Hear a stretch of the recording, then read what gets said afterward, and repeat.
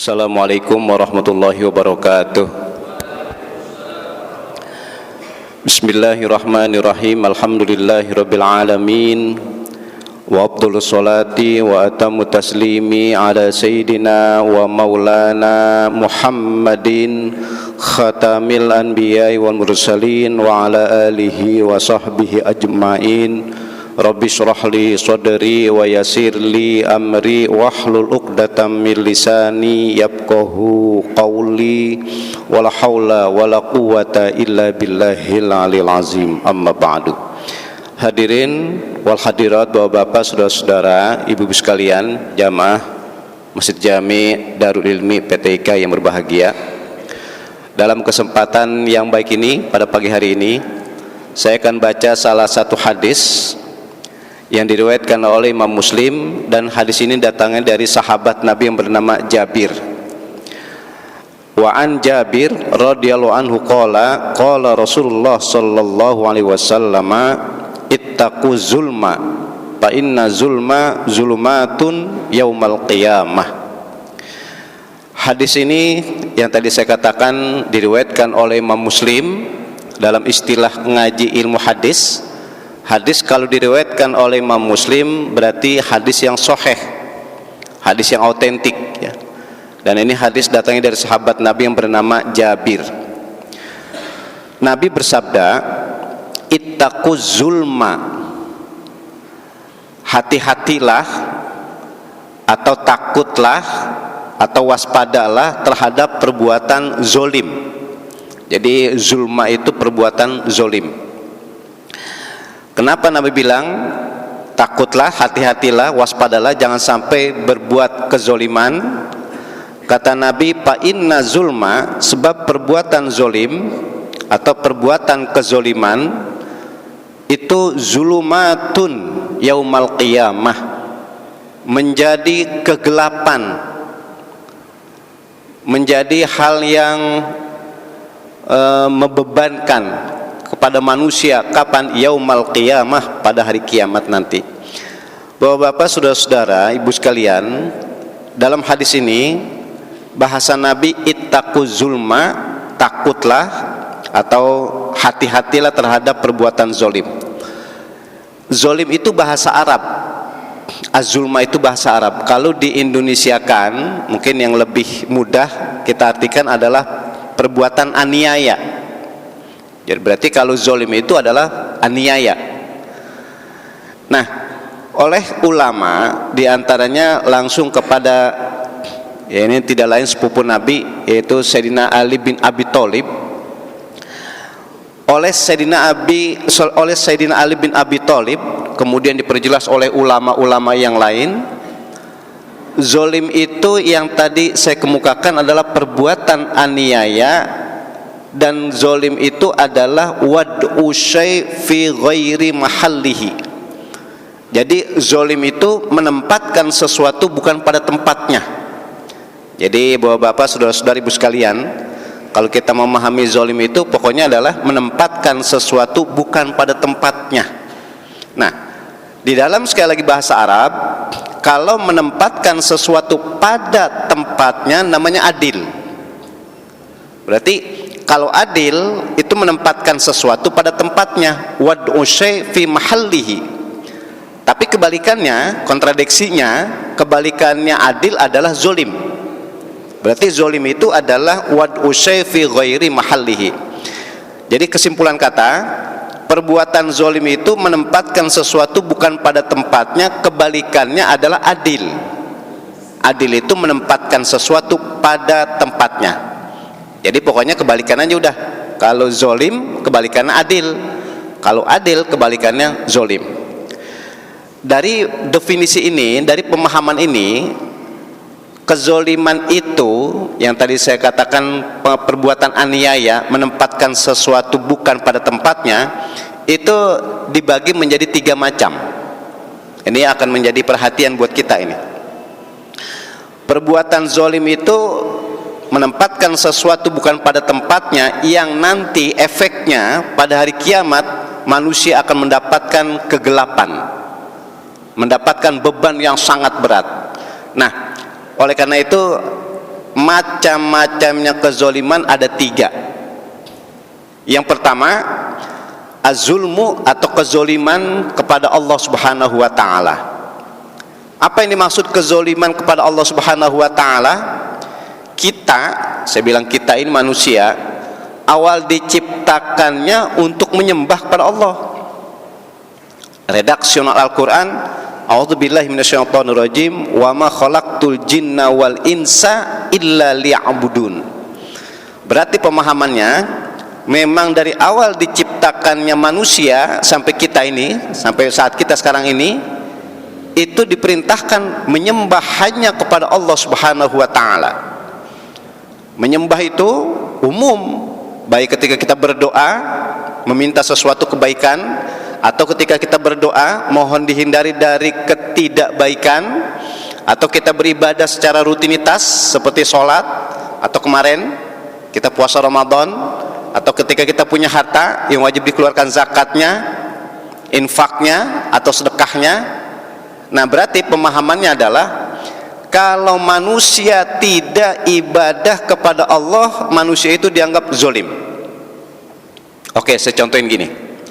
Kita ini sebagai umat Islam, salah satu kewajiban yang mutlak, ini bahasa saya, kewajiban yang absolut, kewajiban yang mutlak adalah ibadah sholat. Sebab satu-satunya ibadah, ini ngaji fikihnya ya, satu-satunya ibadah yang tidak ada keringanan boleh ditinggalkan itu ibadah sholat. Sekali lagi bahasa biar mudah, sholat itu dalam kondisi bagaimanapun dan dimanapun tetap wajib kita lakukan. Enggak ada dispensasi orang boleh tidak sholat, enggak ada. Dalam keadaan sehat wajib sholat, dalam keadaan sakit tetap wajib sholat, ketika berada di kampung halaman tetap wajib sholat, ketika musafir pun, ketika bepergian pun tetap wajib sholat. Makanya bahasanya sholat satu-satunya ibadah yang tidak ada keringanan boleh ditinggalkan. Yang enggak ada itu adalah boleh untuk ditinggalkan, tapi yang ada adalah banyak, sekali lagi, banyak keringanan cara mengerjakan sholat. Jadi kalau cara ngerjainnya banyak keringanan, tapi kalau keringanan untuk meninggalkan nggak ada. Salah satu contoh keringanan cara mengerjakan sholat, kita nih bapak-bapak, saudara-saudari, ibu sekalian, mudah-mudahan kita masih pada sehat ini. Tapi saya respect sekali, saya bangga ini, terutama masih Darul Ilmi, di belakang itu ada bangku-bangku itu. Maksudnya apa? Kalau ketika orang sholat, syarat yang utama itu harus berdiri. Makanya kalau ada orang yang mampu berdiri, kemudian dia langsung sholat dengan cara duduk, enggak sah. Ini kajian fikihnya mendalam ini. Makanya kalau yang masih mampu berdiri, kemudian dia sholat dengan cara duduk, enggak sah. Tapi kalau memang sudah tidak mampu berdiri, itu diperbolehkan untuk duduk. Makanya tadi saya bilang di belakang ini ada bangku-bangku, itu salah satu dispensasi, keringanan. Baik orang laki maupun perempuan, kalau memang sudah tidak mampu untuk berdiri, silahkan, monggo untuk duduk. Kalaupun, ini namanya, sekali lagi tadi saya bilang mendalam kajian fikihnya, berdiri enggak sanggup, duduk pun merasa beban, merasa berat, boleh berbaring. Ini salah satu contoh tadi saya bilang, ibadah sholat tidak ada keringanan untuk ditinggalkan, tapi keringanan cara mengerjakannya banyak-banyak sekali. Nah, kembali ke tadi, berarti orang yang melakukan ibadah sholat, kita ini semua, saya husnuzon ya, saya positive thinking, kita ini yang rutin sholat wajib terutama, saya nggak bilang sholat sunat, sholat wajib. Kita yang rutin sholat wajib berarti kita orang yang adil, menempatkan sesuatu pada tempatnya.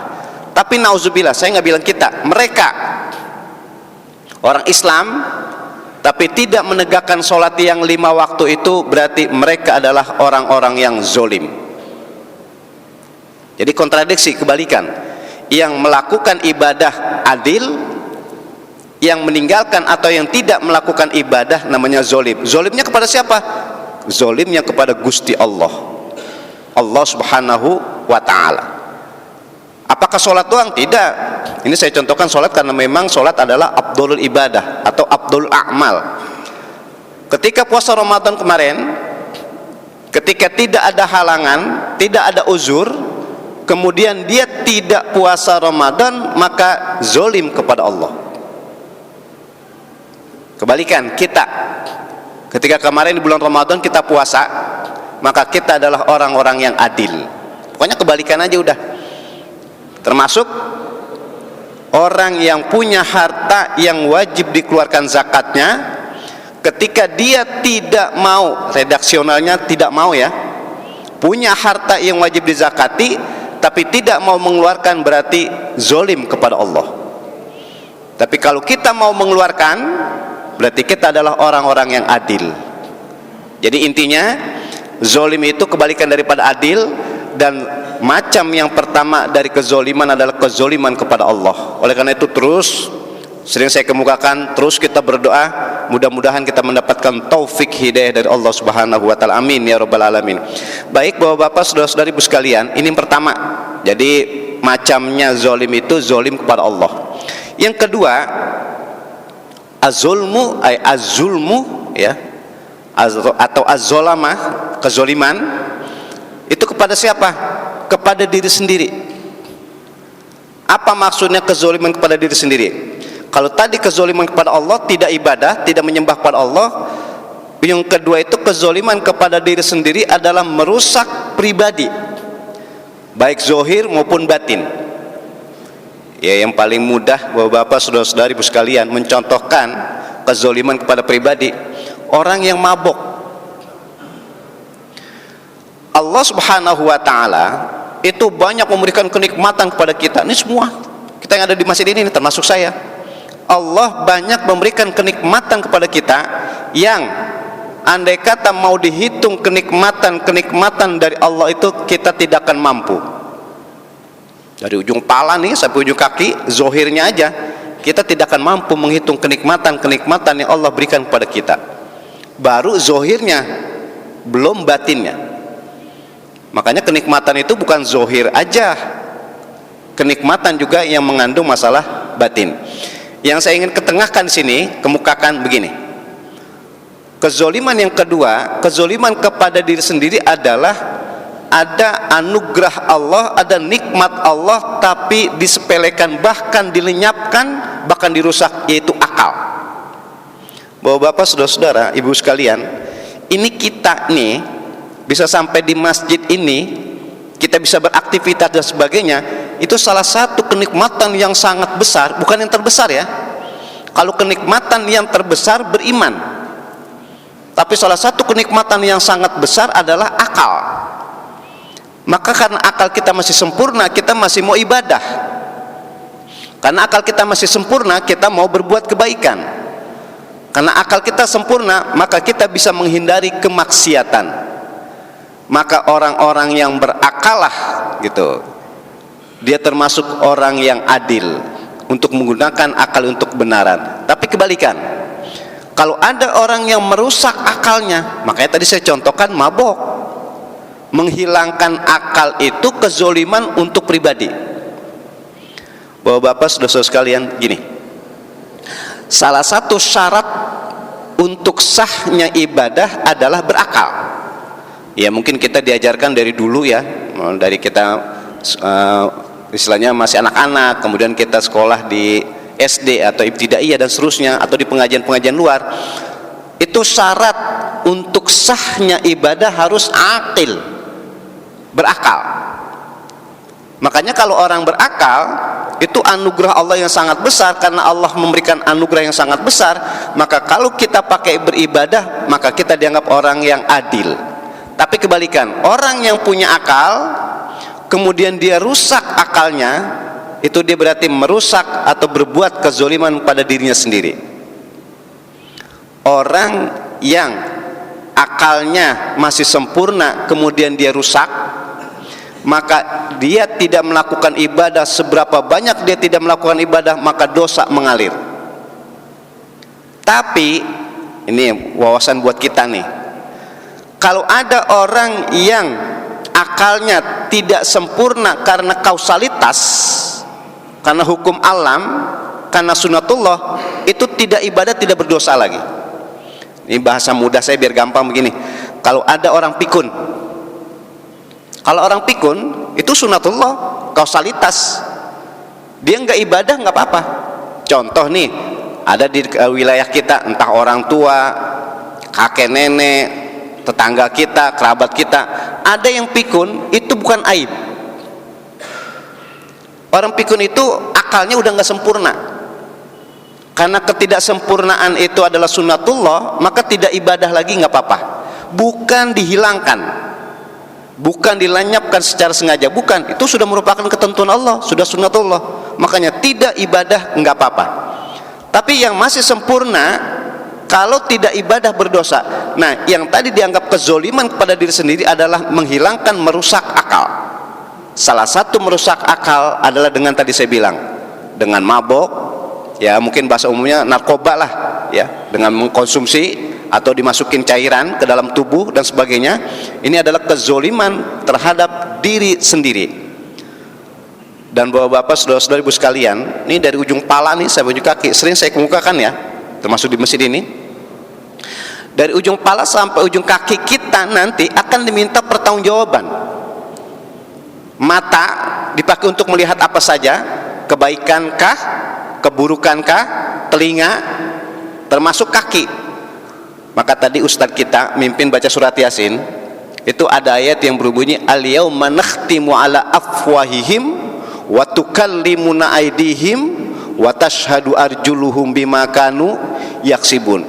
Dari ujung pala sampai ujung kaki akan menjadi saksi pada hari kiamat nanti, tapi saksi yang paling hebat adalah kaki. Kalau pendengaran bisa jadi kita bukan ada di lokasi. Mata bisa jadi kita melihat dari jarak jauh, bisa jadi kita bukan di lokasi. Tapi kalau kaki, mau tidak mau, mungkin bahasa orang Jawa nyebutnya ora kena ora, kita harus ada di lokasi. Makanya mata bisa menjadi saksi, telinga bisa menjadi saksi, tapi saksi yang paling mantap, yang paling jitu adalah kaki. Makanya tadi di dalam surat Yasin itu watashhadu arjuluhum bima kanu yaksibun. Oleh karena itu, kalau kaki dipakai untuk jalan ke suatu tempat kebaikan akan menjadi saksi kebaikan, tapi nauzubillah, kalau kaki dipakai untuk berbuat kemaksiatan pun akan menjadi saksi untuk kemaksiatan nanti. Maka ujung-ujungnya kembali ke tadi, itu beralih kepada akal.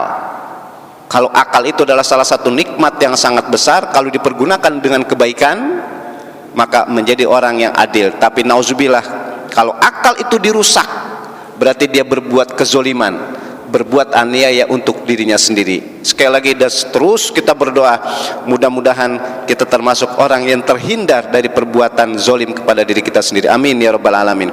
Baik bapak-bapak, saudara-saudari, ibu sekalian, yang terakhir, macamnya atau bagiannya zolim, ini yang paling terkenal ini. Yang ketiga adalah az-zulmu alal ghair. Perbuatan aniaya, perbuatan zolim kepada atau terhadap orang lain. Kalau tadi pertama, zolim kepada Allah, tidak ibadah. Yang kedua, zolim kepada diri sendiri, ya merusak tadi, merusak akal, merusak fisik dan sebagainya. Yang ketiga, perbuatan zolim, perbuatan aniaya kepada orang lain. Ini yang tadi saya bilang, ini sangat umum ini. Begini, bapak-bapak, saudara-saudara, ada istilah dosa kecil, ada istilah dosa besar. Tetap yang kecil harus dihindari, apalagi yang besar. Yang saya maksud begini, kalau ada orang tidak puasa, itu dosa dia kepada Allah doang. Kalau ada orang tidak sholat, itu dosa dia kepada Allah aja. Tapi kalau perbuatan maksiat yang berkaitan dengan manusia yang lain, ini yang paling berat. Contoh begini, ada orang mencuri, ada orang nyolong. Ketika mencurinya itu perbuatan dosa. Nah, ketika nanti pada hari kiamat, itu yang akan diminta pertanggungjawaban, yang mendapatkan status dosa bukan perbuatannya aja, akan tetapi ada manusia yang terzolimi, ada manusia yang teraniaya, yaitu yang punya harta. Makanya yang disebut namanya dosa besar itu berkaitan dengan manusia yang lain.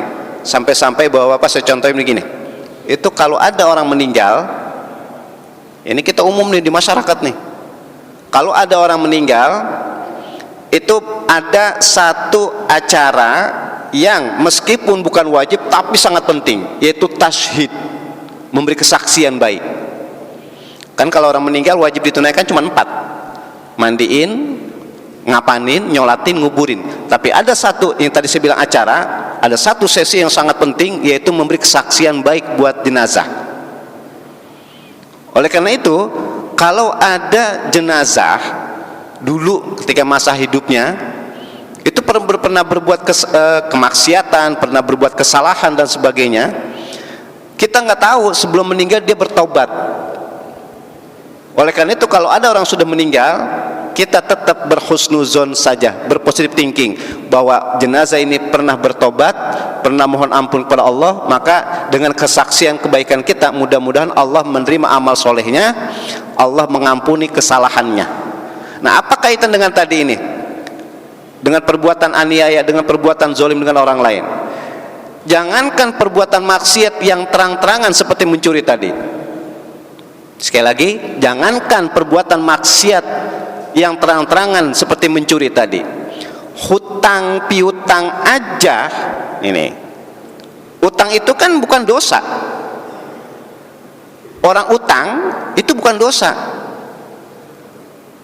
Itu kalau yang meninggal masih punya utang, kemudian ahli warisnya tidak mau siap membayarkan utang jenazah, apapun amal soleh jenazah ini masih mu'allak, masih bergantung. Amal ibadahnya meskipun ada status pahalanya belum diberikan oleh Allah kepada jenazah itu. Kenapa? Tersangkut adanya hutang yang belum dibayarkan atau belum ahli warisnya siap untuk membayarkan.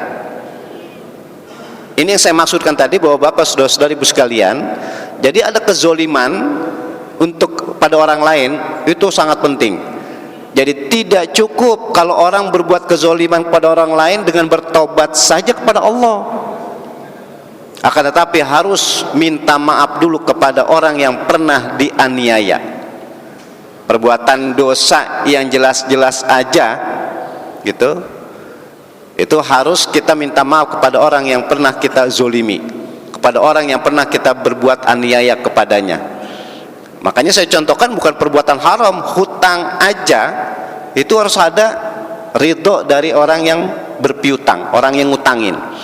Nah, ini gambaran bahwa Bapak, saudara-saudari ibu sekalian, junjungan kita Nabi besar Muhammad SAW membimbing, mengajarkan kepada kita bahwa ada perbuatan zolim itu nanti pada hari kiamat akan merupakan kegelapan, masalah yang besar kepada orang yang pernah berbuat zolim.